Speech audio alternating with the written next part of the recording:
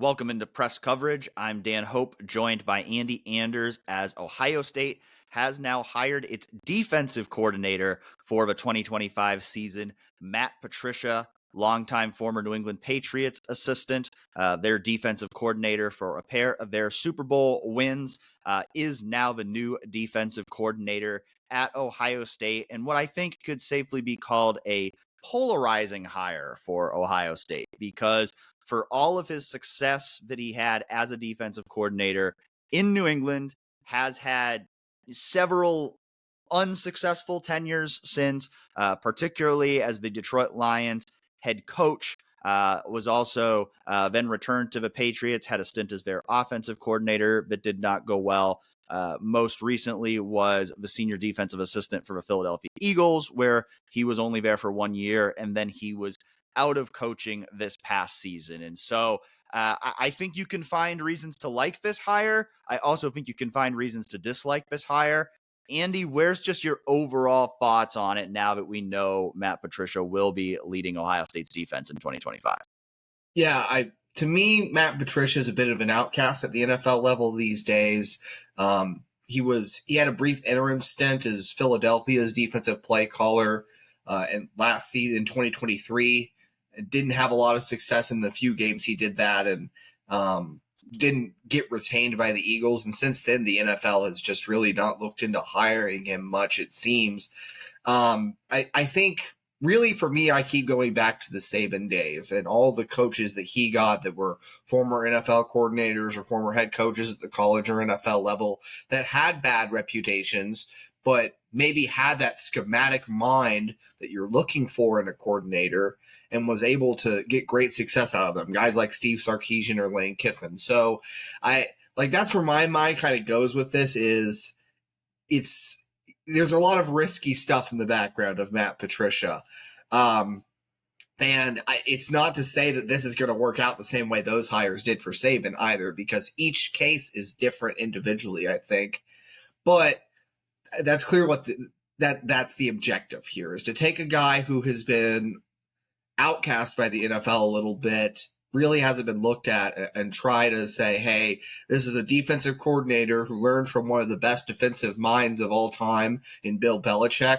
They're in New England, won 2 Super Bowls with the Patriots, coached some of the NFL's top defenses those years from 2012 through 2017 when he was the D coordinator for the Patriots. And now, this is a guy who knows a lot of football, perhaps isn't going to be that. He wasn't good as a head coach, but maybe you bring him back as a coordinator. Now he can find that sort of success again. And then the question becomes, from 2012 through 17, how much of it was Belichick? How much of it was Patricia when you talk about having that defensive mind? So a lot of questions that are going into this, and even more to break down, but just preliminary thoughts, that's kind of where I stand on it. It's an outcast project with a lot of risk, but if what he did in 2012 through 17 with the Patriots was truly him, then this could prove to be a really good hire. Yeah, he was the defensive play caller for 9 years, actually, in New England. In all but one of those seasons, the Patriots had a top 10 defense in the NFL. They had a number 1 ranked defense and scoring defense 1 year. They won 2 Super Bowls with him as defensive coordinator. So I think on field, the resume is there to where you can certainly understand why Ryan Day decided to go in this direction. Like you said, if this was a head coaching hire, I think we'd clearly agree it's a bad hire. I think that he should stay with the defense and exclusively with the defense, because his brief stint as Patriots offensive coordinator a couple years ago did not go well at all. So certainly want him just on the defensive side of a ball, which he will be in his role as a defensive coordinator. But, I certainly understand the, opposition to this hire that a lot of people have. And I think a lot of that is not about what he's done on the field, but it's more questions about off the field, particularly in recruiting, because you look at his tenure in Detroit. I mean, a lot of Alliance players were openly celebrating when he was fired. because they didn't like playing for him. He also hasn't been a college coach in over 20 years. And so I think that's probably the number one concern I have is this is not a guy who's been around college football a lot. His only D1 job was at Syracuse over 20 years ago as a defensive line coach. And will his personality translate on the recruiting trail? I think that's a very valid concern here to have with Matt Patricia. I know, something else that is going to get attention here, especially in the initial wave after his hire, is, back when he was in college back in 1996, he and one of his teammates were accused of a sexual assault. Now, he was not ultimately convicted of that. He has strongly maintained his innocence when he's been asked about it in the past. I am certainly not going to sit here and make judgments or opinions on something that happened in 1996 that I don't know the facts about. And so I'm not going to sit here and tell anybody else that they shouldn't have feelings about that.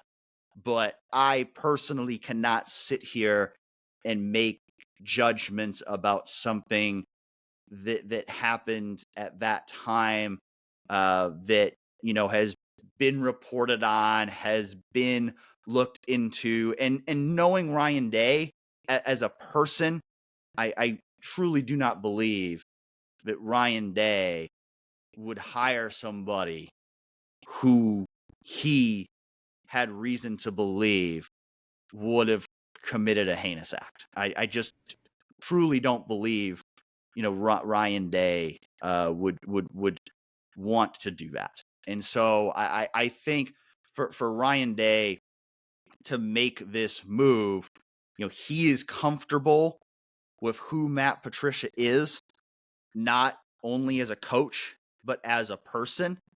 Will it work? We'll see, because he just doesn't have the college track record. And to your point, his only real proven success came when he was working with arguably the greatest coach in football history in Bill Belichick.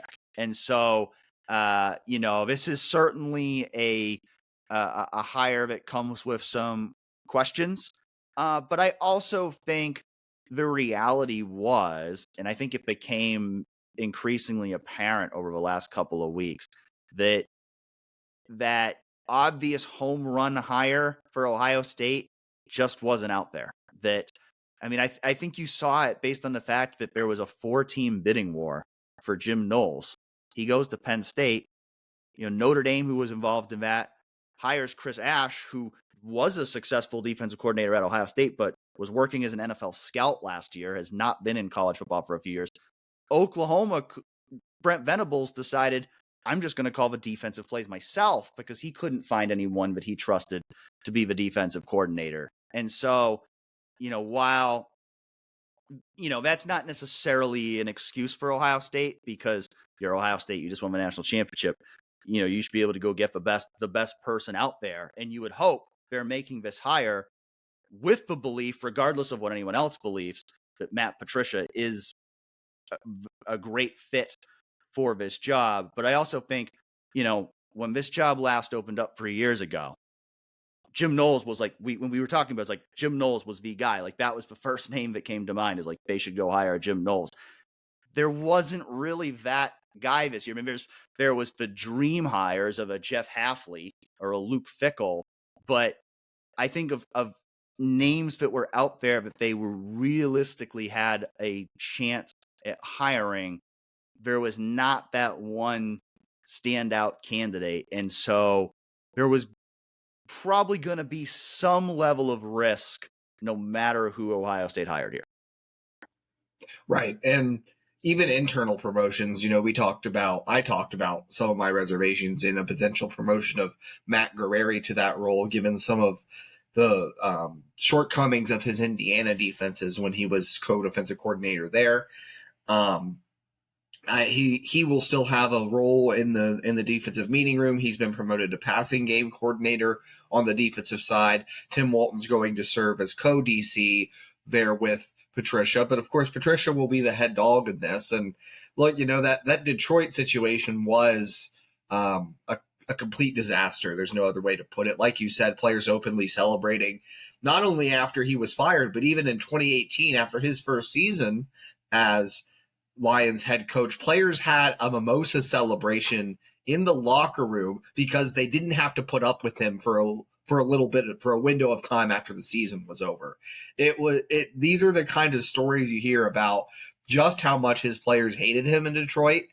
And yes, that doesn't bode well on the recruiting trail. Now, the counter to that is Jim Knowles wasn't exactly hitting the trail extremely hard for Ohio State in his tenure. His job was much more as a schematician, that tactical, defensive play calling wizard, all those things. He didn't have, an amplified recruiting role. And so you don't necessarily need Patricia to do that either. But I also worry about it when it comes to just coaching and implementing your scheme, because I think that's an area where Knowles always excelled, is an ability to instruct, relate to his players, teach them exactly the ins and outs of his defense and where to go. And development is so important at the collegiate level, and that teaching element is so important at the collegiate level. And if you're not relating to your players and your players are openly despising you, then I wonder about that side of it and implementing a defense. Because in New England, he was in many ways running Belichick's defense, whereas he'll come into Ohio State, and I'm sure there's a plan for Ohio State to run similar schemes to what they've been running under Knowles and that sort of thing. But overall, Patricia's going to have to implement the plays he wants to call. And if he's serving in any role similar to Knowles, it's going to be more of a head coach of the defense thing. And I'll be interested to see how the schemes marry, exactly how close it looks to last year, what it means for CJ Hicks, because he's, he seems to be funneling more to that edge rusher role, but are they going to play 4 down linemen? There's a lot of schematic questions to go with this too, but my hesitation also with him, and the fallout of what happened in Detroit is he going to be able to teach and implement the scheme the proper way with his players? Should we have a mimosa celebration now that the coaching staff is finally set? Yes, I got some orange juice in the apartment if you've got the champagne there. Oh, you know me, I'm a big drinker. Lots of champagne in my apartment. That's a joke, but going back to the stuff about the relatability of the players, I think that's a very valid point. As you had said before, there's a difference between being a head coach or defense coordinator. So, it was clear as a head coach, he did not have a great relationship with his players. I follow the Patriots pretty closely because I grew up in Massachusetts. I don't recall, at least when he was the defensive coordinator, hearing much about issues between him and players at that time. His stint as the offensive coordinator there, as I said, that was a disaster. It didn't go well. And there was definitely, I don't know if necessarily personality issues as much as players just kind of wondering what he was doing. But he's a defensive guy. I mean, I put that as much as great as Bill Belichick is. I put that more on Belichick than anybody else, because why Bill Belichick was hiring someone whose nearly his entire background in coaching was on defense to call the offensive plays was a baffling move.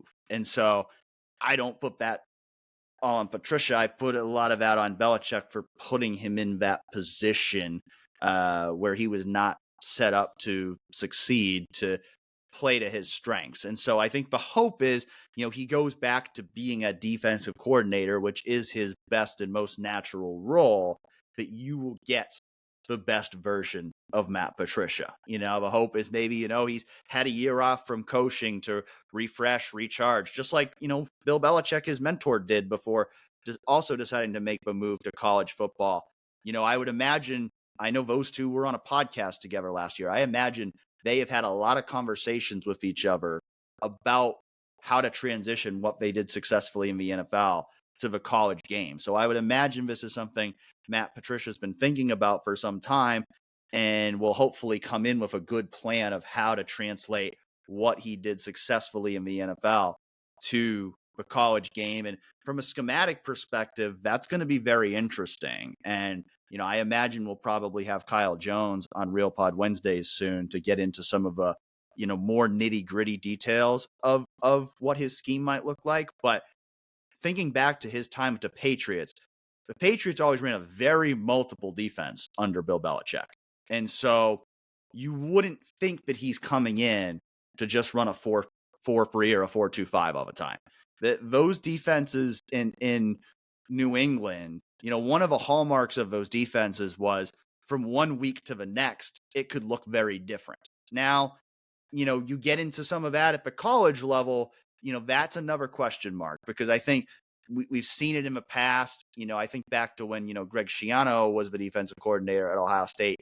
If you try to get too complex at the collegiate level with doing too much NFL stuff, sometimes that backfires. So that's going to be another area where he's going to have to translate what he does from the NFL level to college. But if you just think from a, overall defensive personnel alignment perspective, you would think this is going to be a multiple front kind of defense. And you mentioned a guy like CJ Hicks. I'll be intrigued to see what this means for a guy like CJ Hicks, because if this means doing some more 3-4 kind of stuff, using some more edge rushing linebackers, which I think is something Matt Patricia will want to do. And obviously that's going to be in tandem with Larry Johnson, with James Laurinaitis, in terms of kind of figuring out how that front will look. But with him being, the head guy, I'm going to be interested to see, how much do they implement things like that? And can that unlock a guy like CJ Hicks? How does the rest of this defensive front in particular, fit into this? Because the other thing that's going to be interesting about this dynamic, you mentioned the promotions of Guerreri and Walton, is what is that dynamic going to be like between Patricia, between Walton and Guerreri? You would think a lot of where Patricia's focus is going to be on the defensive front, the front six, with Guerreri and Walton designing a lot of stuff on the back end. Again, Patricia's going to be the top guy. He's the only guy with that full defensive coordinator title. But you would imagine both Guerreri and Walton are going to have an active role, particularly in stuff of, the back end of the defense. So, it's going to be a really interesting dynamic in terms of schematics, in terms of, what this defense ultimately looks like.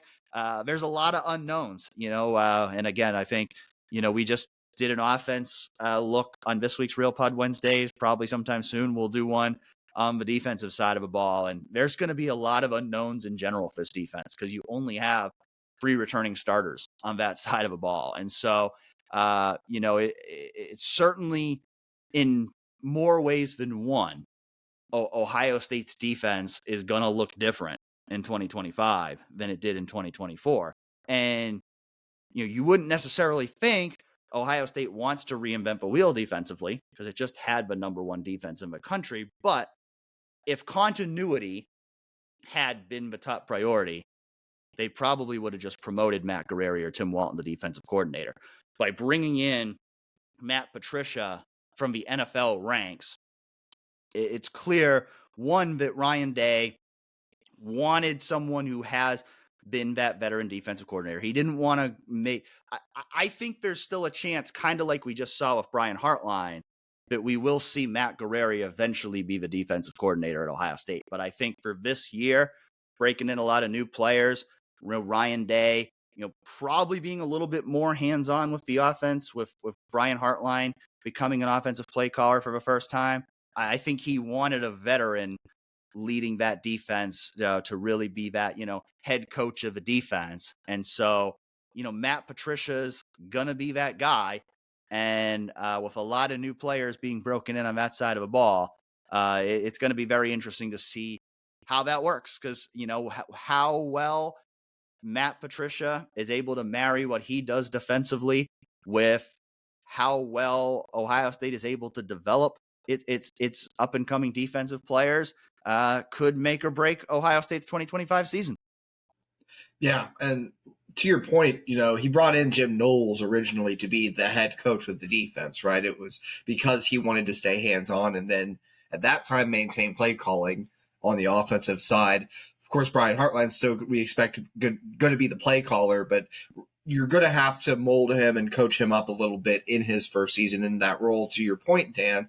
And so you having someone with the experience, with the track record that Matt Patricia has, or, well, track record at least pre-Lions head coaching tenure, certainly, but all that experience running, to your point, and again, the multiple schemes and the ability to mold different things is one of the things that made Ohio State stuck in the 4-2-5 mostly, and they implemented some 4-3. They did some different looks over the course of last season. And to me, I think, like you said, there's a double-edged sword to potentially running through different fronts, different calls, different coverages, a lot of different things, because you are going to have so many inexperienced players learning a new scheme in 2025. And to me, it always takes at least a season for a defensive scheme to truly take hold.